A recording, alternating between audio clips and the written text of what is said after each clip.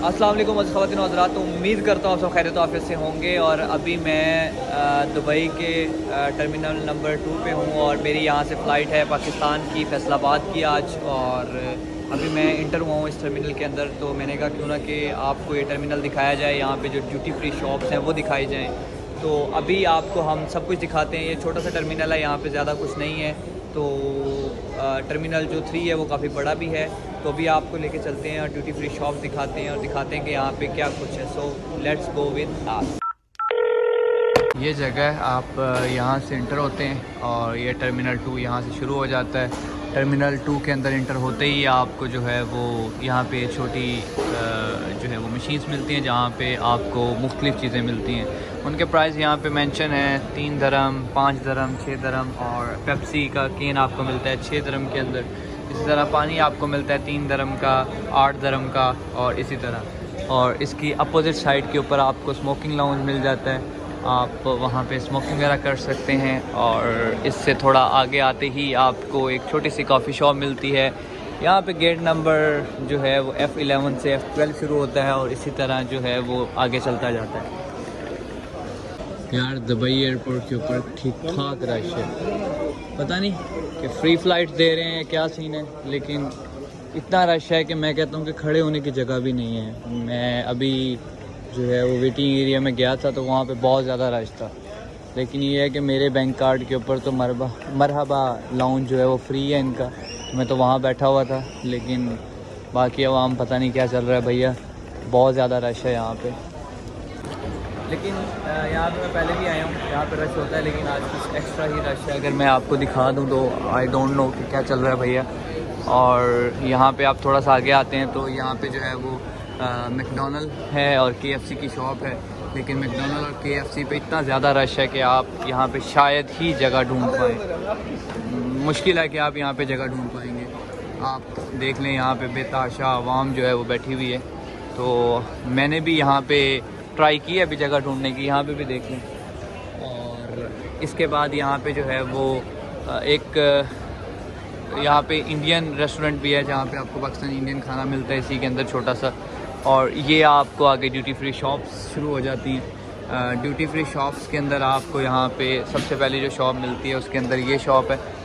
और यहाँ पे जो है वो आपको इसके पास इनके पास ड्रोन पड़े हुए हैं DJI Mac Pro।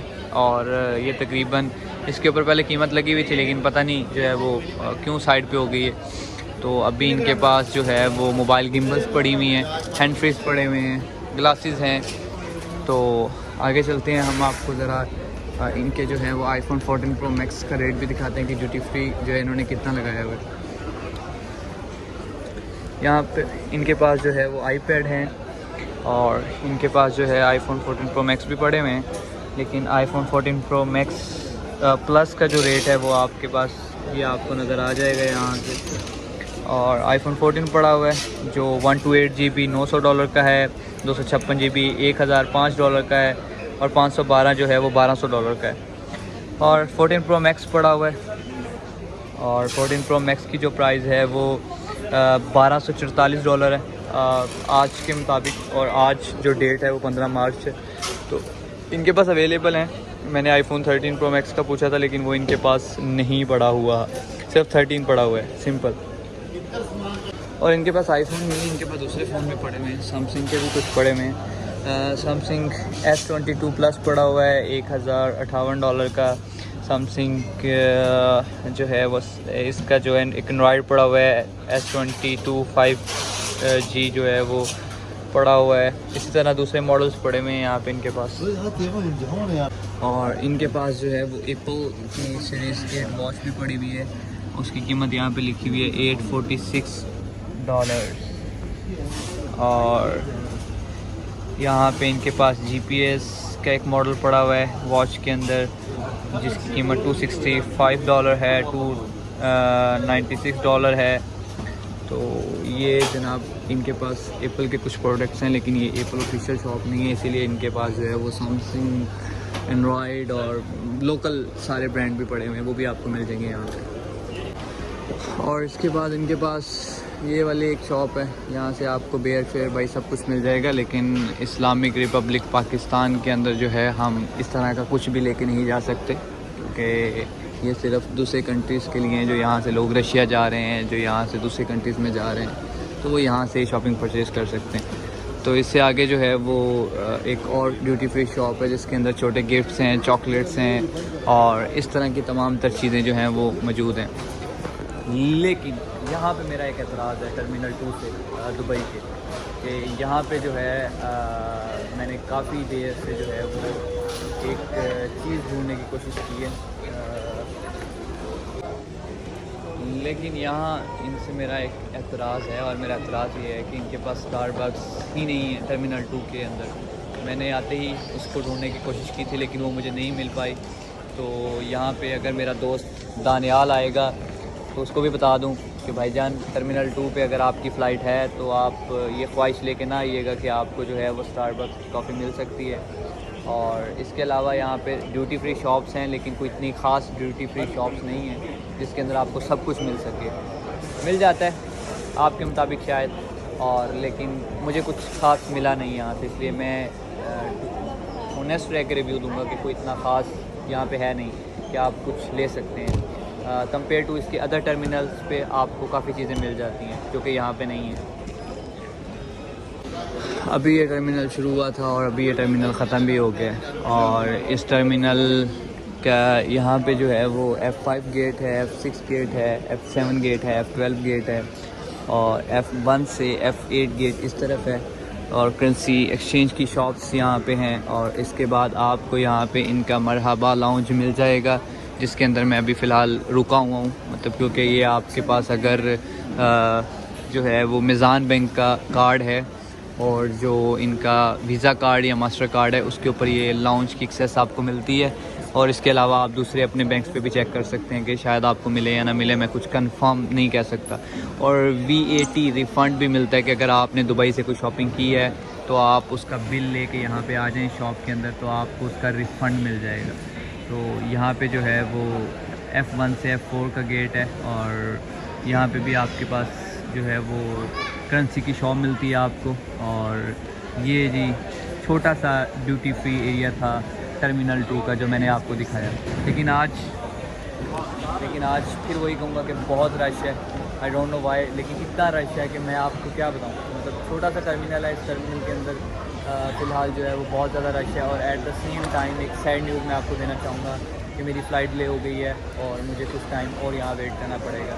इवन कि मैं यहाँ पे एक मिनट भी जो है वो बड़ा मुश्किल गुजार रहा था, लेकिन उसके बावजूद क्या कर सकता हूँ भाई, अब फ़्लाइट डिले हो चुकी है।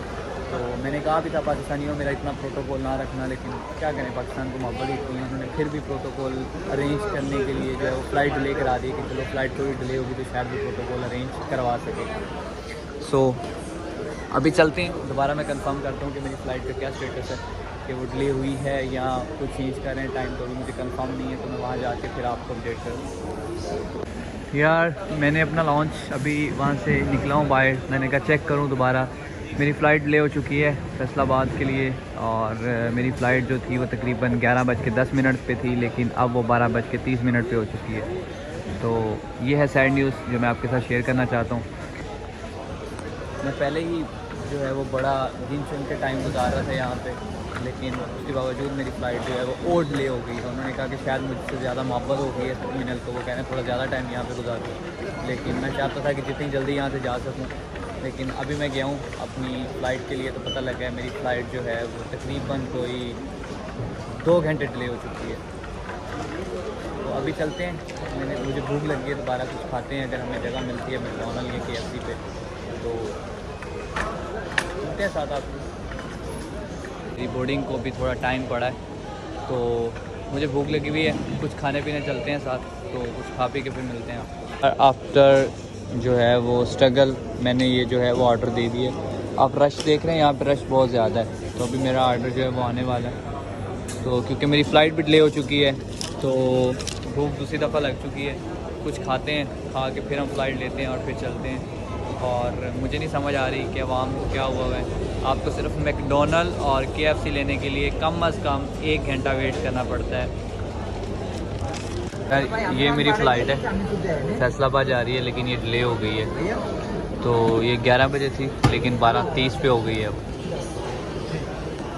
ऐसी किस्मत भी ना हो बंदे की। मैं पहले यकीन माने 5-5 मिनट जो है ना वो गिन गिन के गुजारा, लेकिन उसके बावजूद भी जो है वो हुआ ये है कि मेरी फ़्लाइट और डिले हो चुकी है।